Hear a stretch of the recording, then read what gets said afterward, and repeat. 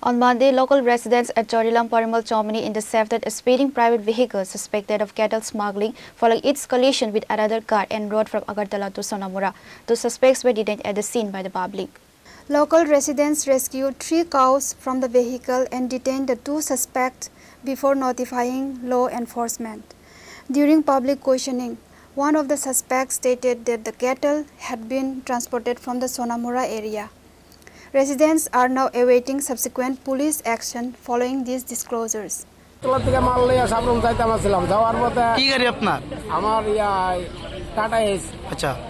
আমার গাড়ির মধ্যে মাল আছিল আমি সাবরুম যাইতাছি যাওয়ার পথে পরিমল চৌমুহনি ব্রিজের কোনার মধ্যে একটা গরুর গাড়ি আইছিল এমন বাড়ি স্টোরি যেটা গরু লই আইছিল লই আওয়ার পরে আমার গাড়ির পিছনে ব্রেক মানছে না বাড়ি দিচ্ছে দেওয়ার পরে আমার মালটাল সব কিছু নষ্ট হয়েছে মানে আমি এটার জরিমানা চাই। ওই গাড়িটা কি গাড়ি আসলো যে গাড়িটার মধ্যে গরুটি আসলো? এই গাড়িটা বোলেরো গাড়ি আসছিল। এটা কয়জন আসলো গাড়ির মধ্যে? গাড়ির মধ্যে 3 জন আসছিল, 2 জনটা ধরছে আর একজন বাইকে গেছে।